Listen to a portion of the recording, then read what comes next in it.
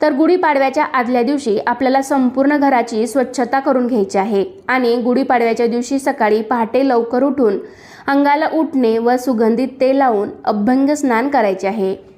या दिवशी नवीन कपडे घालावे। गुढी उभारण्यापूर्वी दारात छानशी रांगोळी काढावी। ज्या ठिकाणी गुढी उभारणार आहात तर त्या ठिकाणची जागा स्वच्छ करून घ्यावी। आपल्या घराच्या बाहेर उजव्या हाताला उंचावरती गुढी उभारावी। या दिवशी आपल्याला नवीन वर्षाचे आनंदाने स्वागत करायचे आहे। दाराला आंब्याच्या पानांचे, झेंडूच्या फुलांचे तोरण बांधायचे आहे। रांगोळी काढायची आहे। उंबरठ्याचे देखील या दिवशी पूजन करायचे आहे। म्हणजेच या दिवशी तुम्ही हळदीचे लेपन सुद्धा करू शकता। त्यानंतर घरातल्या सर्व देवांची आपल्याला पूजा करायची आहे आणि मग आपल्याला गुढी उभारायची आहे। साधारणतः तुम्ही 6:30 ते 8-8:30 वाजेपर्यंत गुढी उभा केली तरी चालेल।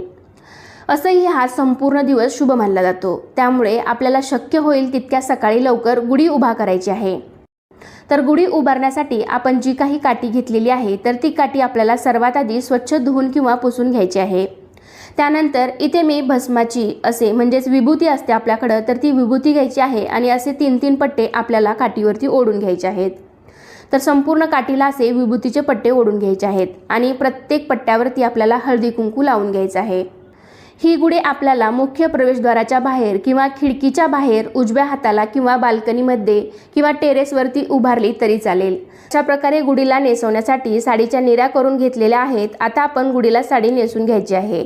म्हणजेच बांबूच्या वरच्या टोकाला आपण ही साडी एखाद्या धाग्याने बांधायची आहे।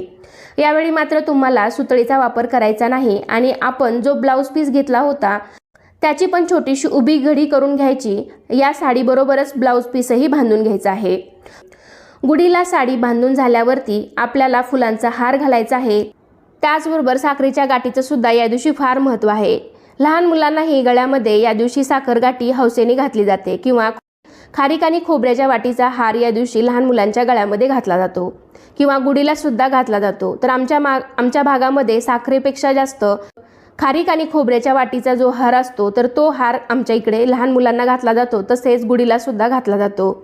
तर या दिवशी या हाराचं फारच महत्त्व असतं। त्यामुळे वाढलेली उष्णता कमी होते। हा हार खाल्ल्यामुळे उन्हाळा बाधत नाही।